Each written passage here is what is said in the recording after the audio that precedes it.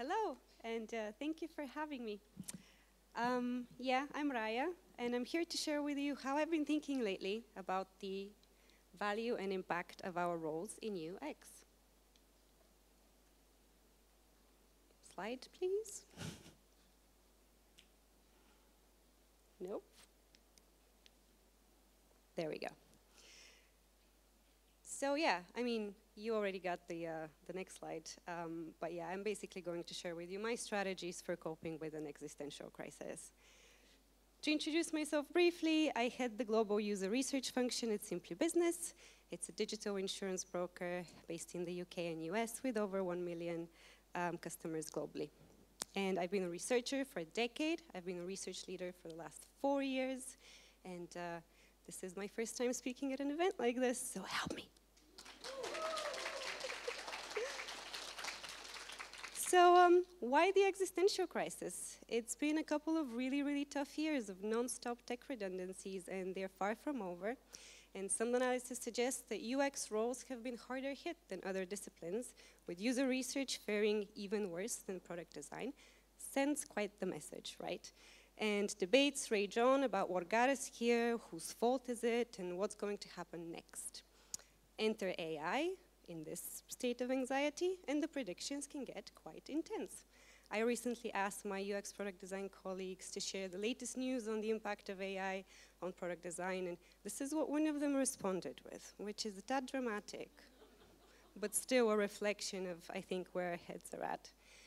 Now, I've personally had a mantra that I've been repeating myself to keep me sane in the middle of all of this, and I've been telling myself that in a world of rapid technological innovation, if my role in tech isn't changing, then it's simply being left behind. And if I'm not changing and adapting with it, then I'm going to be left behind. Now, of course, it's difficult to see opportunity when you're knee-deep in that change, and it's also difficult to see it when you feel like the change is being forced onto you, and it wasn't by choice. If you're waving your fist in the air and you're dreaming of a day when they will all be sorry, then I get you, because I'm like that. I'm fueled by resentment, but I also know that I'm going to need a plan. So this is my plan. Step 1 is the mental model that I have been using to remind myself of the true value of my role and to think more constructively about any real or imagined threats to it. Step 2 is the material changes to my day-to-day role and responsibilities that are the reflection of that mental model. And step 3 is my ultimate belief about what our roles can be and should be in an organization. And for step 1, we're going to completely forget about UX for a moment. And we're going to transport ourselves into a fine dining restaurant. And in that restaurant, I want you to imagine that you are the chef. And as a chef, at the very basic level, your job is to transform raw ingredients into a new and unique dish. And that's what makes you different from anyone who is simply following a recipe and creating a version of something that has already been created. Now, as a chef, you have gone through extensive culinary training, right? You've learned everything there is to know about the ingredients, their properties, and how to handle them in 100 different ways. And you've also trained in some really tough kitchens, and you've learned a lot from the other chefs and your other colleagues from there, but that's where you also got exposed to the guests and their needs and behaviors and their whims and what gets them through the door night after night and what makes them motivated to pay for that experience. And on top of that, you have the knowledge that can only come from the deeply personal. From that time you ate a potato on top of the Andes and you changed your perception of potatoes forever. Or that time that you burnt a dish accidentally and it taught you something completely new about what's possible with an ingredient. And all of that knowledge goes into your dish. And it's what makes that dish completely different from a dish that someone else can cook up together. Now, as a chef, you're also not just mucking about with ingredients in your own kitchen. You're a chef in a restaurant, and a restaurant is a business. And for that business to be successful, it needs to be serving dishes that are fulfilling a currently unfulfilled need, and to be doing it through an experience that people are hungry for. So as a chef, you also need to know your guests really, really well. You need to develop a very deep understanding and connection with them. And you're the kind of chef who is constantly observing how people react to your dishes. You're the kind of chef who is on the floor speaking to people all the time. You're collecting data from your servers. They can tell you about the customers as well. You read your customer reviews, etc. And all of that knowledge also goes into the way that you approach the menu of the restaurant. And the menu exists in that constant intersection. It evolves constantly in the middle of your business and customer needs and your knowledge, skill, expertise, gut feel, as well as all of the ingredients that are available at any point in time. Now, in the meantime, emerging technology has started to enter the world of how the restaurant operates. And now you've got technology that is self-sufficiently taking care of all of your bookings and cancellations and seating arrangements. And you've got technology in the kitchen already. It is peeling and chopping ingredients. Maybe it's boiling something. It's doing all of the prep. And you have technology on the restaurant floor, collecting all of the dirty plates, replacing them with new ones. And you even have technology in your appliances that are now also self-sufficiently deciding how to cook an ingredient to its exact properties. And this is where I want to bring us back to UX.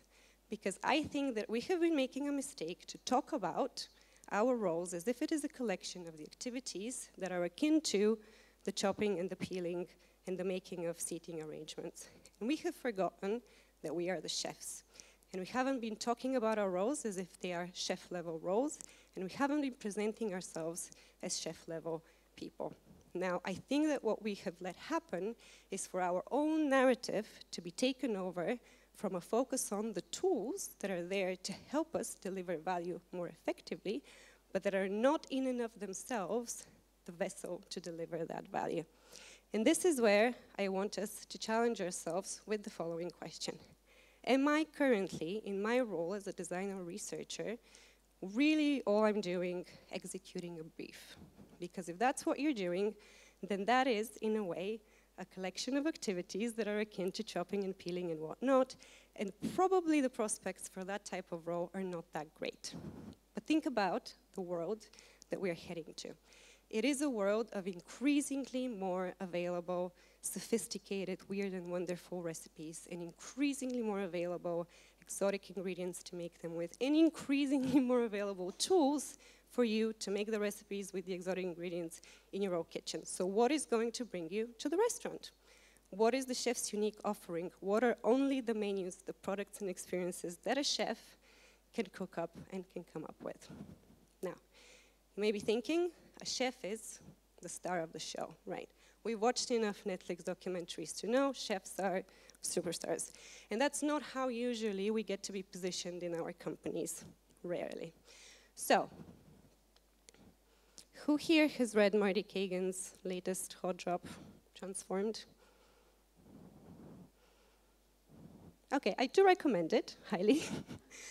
And I tend to be a Kagan fangirl for the most part. I fully believe in the product operating model, but I have to say that I was a bit disappointed with some of the roles and responsibilities that were described in it in the year 2024. I would have thought that we would have moved a bit further from that. So in the first 100 pages or so, Marty talks about and describes the role of design and research in the product operating model. And so designers are responsible for the usability risk, they are accountable for the product's experience, and they, in product discovery, help discover an effective solution. Okay-ish, but at least you get a seat at the table. You get a seat at the product trio with the product manager and the engineer and the designer. My people, user research, we get filed under product ops, and product ops gets described as an important supporting function. There is a crying face emoji there that is not showing. User research, always the bridesmaid, never the bride. In other words, we're talking about this traditional model, this Venn diagram of roles and responsibilities. You have product management, accountable and responsible for customer value and business viability. You have UX design, accountable, responsible for usability, and engineering in their technical feasibility bubble. And user research, bridesmaiding away, supporting everyone as and when. Yeah. Now, in those same first 100 pages or so, Marty also talks about domain expertise. And he describes it as domain knowledge minus the domain dogma. And I apologize in advance for the text-heavy slide. I promise I have a point with it. The paragraph continues. For many people who spend many years immersed in the domain, it is very difficult to distinguish dogma from expertise. The problem is that the domain dogma impedes innovation. These are the people who can recite all the reasons something won't work until someone comes along without that dogma and shows that it can work. In my view, this view is dogmatic, and it's product management dogma.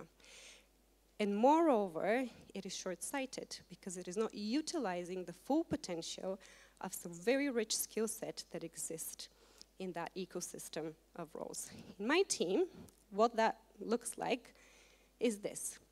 You've got research and design, fully accountable and responsible for value and usability in partnership with product. There is no usability if there is no value, and we first and foremost focus on value.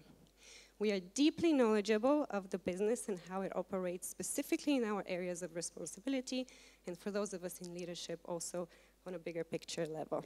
And we also hold ourselves accountable between each other to have that knowledge, and it's baked into what good looks like for our roles, to be constantly leveling ourselves up on it. And we ensure that we have a very good idea and a good familiarity with how the technology works and what is possible and what its constraints are. Now, that duo of a researcher and a designer is often referred to as the product discovery unit. And in a product team, these are the people who drive and lead the discovery activities, who are responsible for the good critical thinking and for the good discovery practices. In other words, doing a lot of what you would traditionally expect a product manager to do. And when it comes to leadership, those of us in CX leadership are on par, on the same level with leadership from product, engineering, data, and infosec, and we are part of the forums and debates that end up setting up the company strategy. Now, this has not happened overnight. It's been. And it's not easy to keep it running every day, and it doesn't work like this every day in every team with every set of stakeholders and with every set of individuals. But importantly, we have decided that this is what it should be, and we act like it every day. And this is the biggest point that I would love for you to take away from step 2 of my plan, which is that you don't need permission to take responsibility. I love that quote ever since I read it in Creativity Inc., another book that I recommend by Ed Catmull, co-founder of Pixar. And I will tell you the 5 operating principles that we apply on a day-to-day basis that are the living embodiment of that statement. Number 1, do not wait for the perfect role description of a designer or researcher who has strategic influence, seat at the table, everyone listens to them. It's not going to happen. This is not actually an impediment to you to take the responsibilities that are not described in that role. Number 2, define what success looks like in very, very concrete terms.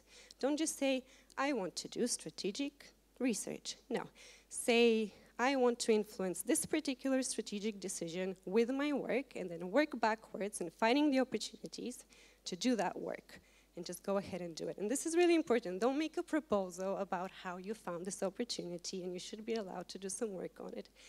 Rearrange your schedule in such a way that you're still delivering on your existing commitments, and just make space and time to start working on that stuff. How are you going to socialize it? By testing your thinking and approach early and often, in the same way that you would test your ideas via prototypes. Just apply that to testing your opportunities for success or for changing your role into something else. Test with the widest variety of departments that you can find, and test with as many influential people as possible. This works on a few different levels. First of all, you end up leveling yourself up on so many aspects of the business that the value that you derive from this knowledge can only translate into the value that you can put back in the way that you approach your work. You also increase visibility of yourself, and I would encourage us all, to you as UXers, to start getting better at personal PR. We tend to be very much like the humble people who don't want to, put themselves out there. Another thing that happens is that, of course, you ensure that you are not going off on the wrong track, and you're doing that continuously and iteratively in your course correcting all the time. Number 4, attach your work to a monetary value. It's not a bad thing. Like, we shouldn't shy away from that. It's really not somehow inherently opposed to user value. On the contrary, the two come hand in hand.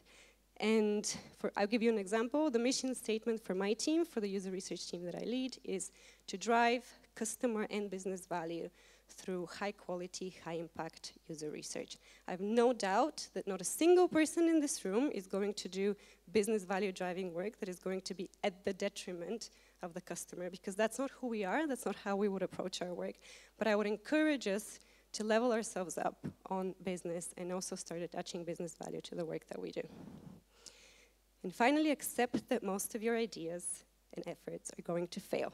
Again, much like in product discovery, most of it is not going to work. But do not default to learned helplessness. And I know that learned helplessness is a very contentious topic amongst UXers. God knows I've read some very, very long LinkedIn threads about it. But still, make sure that you have accepted the fact that a lot of your thinking, a lot of your efforts are not going to work. Keep your success metric and the goal that you are chasing after front of mind and continue going. And this leads me to my ultimate belief, which is that UX is in fact a business critical function that has been suffering from the biggest misunderstanding that we are merely supporting. Businesses have not been seeing us or defining us as business critical, and we have not been seeing ourselves as a result of that. It's been this kind of back and forth dance, this catch-22 that someone needs to break the cycle of, and it's not going to be the companies, so it has to be us. I really like this article by Shreya Doshi on high agency. High agency is about finding a way to get what you want without waiting for conditions to be perfect or otherwise blaming the circumstances. And I think that we have been firmly in the frustrated geniuses quadrant. We are high talent, low agency, and I fully think and believe that we have all that it takes to be in the game changers quadrant, but we have to be very purposeful about it and we have to back each other up with it. Give you an example, high agency is one of the 7 competency pillars in the framework for self-reflection and also performance evaluation in my team, in the user research team. And I have an extra bold belief, which is that a lot of roles that have been elevated to a chef-like status in companies are going to be exposed for the recipe following that they have been all along. And I think that this is going to affect roles up and down and diagonally and in every part of a business organization. It might not happen tomorrow, but I think that eventually this is going to happen, and this is our in. This is where we can jump in and take on the opportunity to replace this with our chefness. So, in summary, what is the plan? The plan is to reevaluate and reframe what the true value of our role is and what we bring to the table, to upskill and expand our responsibilities. They are higher risk, but they are also higher reward responsibilities. To train our high agency muscle and to stop asking for permission to take that extra responsibility. And then they will all be sorry. Thank you very much. Find me on LinkedIn and Medium. Connect with me and chat.